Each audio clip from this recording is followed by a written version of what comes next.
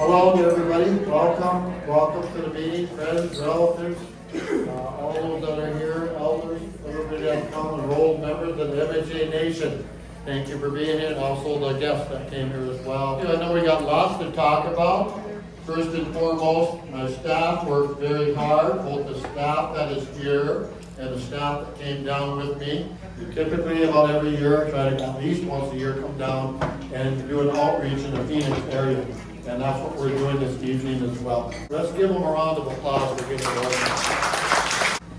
We have at least 3 or 4 major multi-billion-dollar projects that we've been trying to get off the ground. That we've been trying to build and develop. Those 3 projects that we have, let me talk about them briefly if I can. One of them, of course, 2 of the projects relate to capturing gas. Those of you who've been at home, you can still see the flares at night. And anytime there's a flare burning, that's not a good thing. And the reason why, it affects our atmosphere, right, our air, our environment, but nobody's getting paid. When that flare is burning, nobody's getting paid. Not the landowner, not the company, not the tribe, the taxes, or anything else. And so we want to capture that gas. One of our major projects that we've got up has to do with taking that gas and doing power generation. We're going to generate power with that gas. And at the same time that we're generating power, we're going to go ahead and create hydrogen.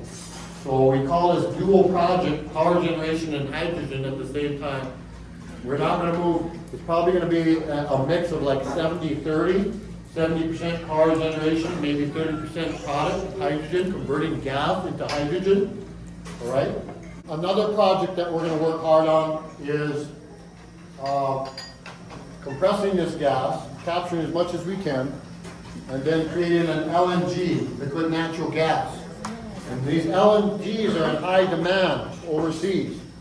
So our objective is to get a system, gathering system, we get a takeaway system, and we began to engage with what we call foreign trade.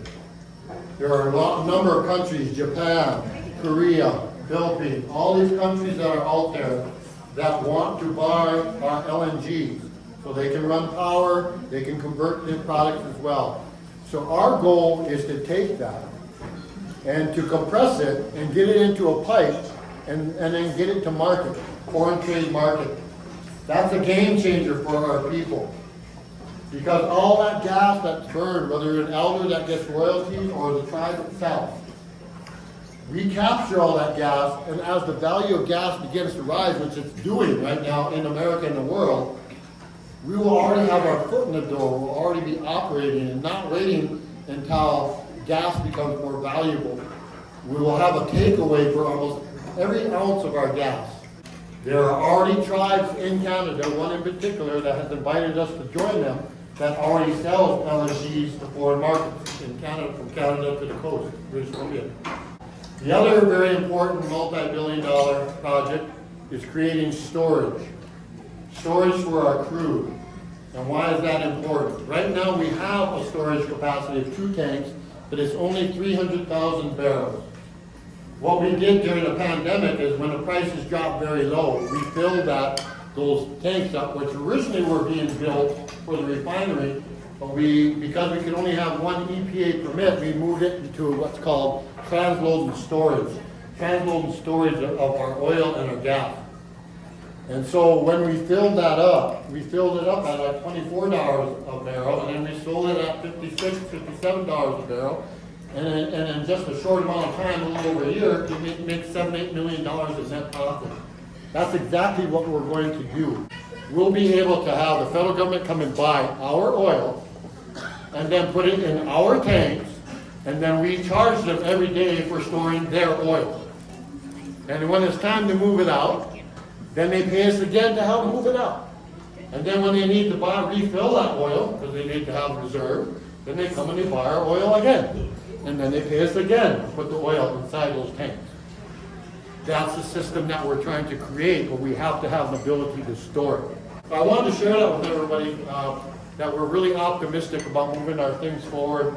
And I'm excited because if we can get these 3 projects, in addition to a couple other things I'm going to talk about, the revenue to the tribe based upon the sale of our gas and gas capture and everything we do, our revenue could quadruple easily in the next 5 to 10 years, quadruple.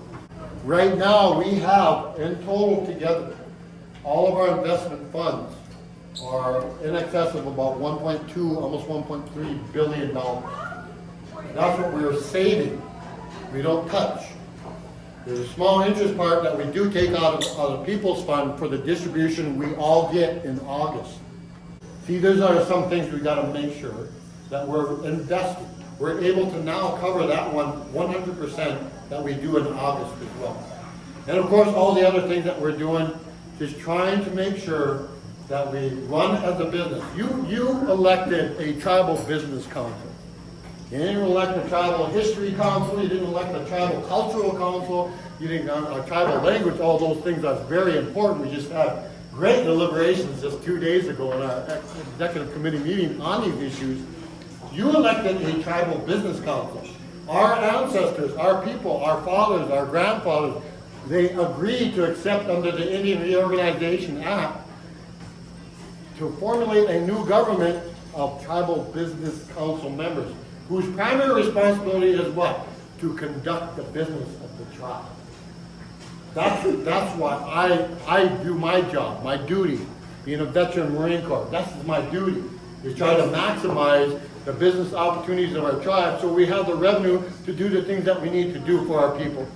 We're working hard on getting a survey. I need all of you, it's a questionnaire that we're putting out. This questionnaire is going to ask some things about changing our Constitution. It's going to talk about, and we're going to get this out, we're shooting for June. If it doesn't happen, we'll definitely do it by early fall. But these questions are going to come out to each and every one of you. You have an opportunity to look at them and ask and fill it out and check it. We just feel better, I feel better, to have our people vote by this questionnaire. And when it comes back to us, we can say, this is not just our own opinions. The majority of people who took the time to answer that want to do this versus this. There's so much more inside the booklet that you see here. But one of the ones that I want to talk about, one is our involvement with major investors in the PWG. First and foremost, during the pandemic, we'd always been looking for ways to invest. We went after in Las Vegas a tract of land right here, which was just under 9 acres. You combine this together with what we paid, which is basically for this was $90 million. We picked up all that land together today is just around 25 acres. Do your math, $112 million. What is that worth now?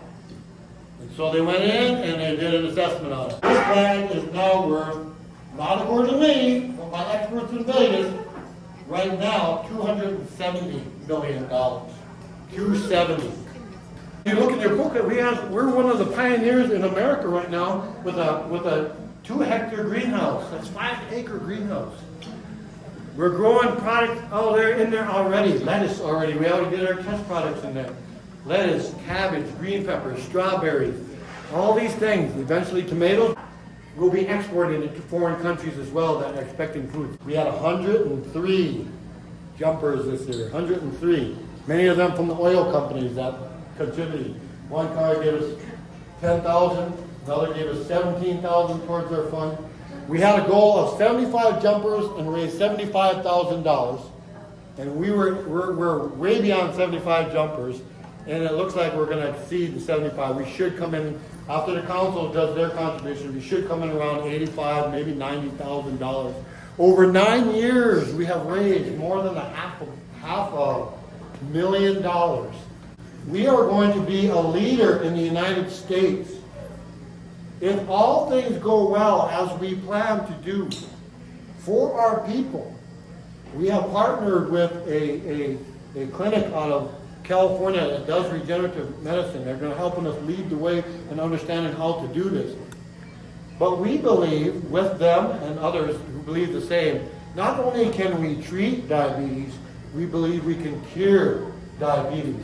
we will become the first clinic in America to offer that type of technology that we're trying to strive for. The very first one. Absolutely.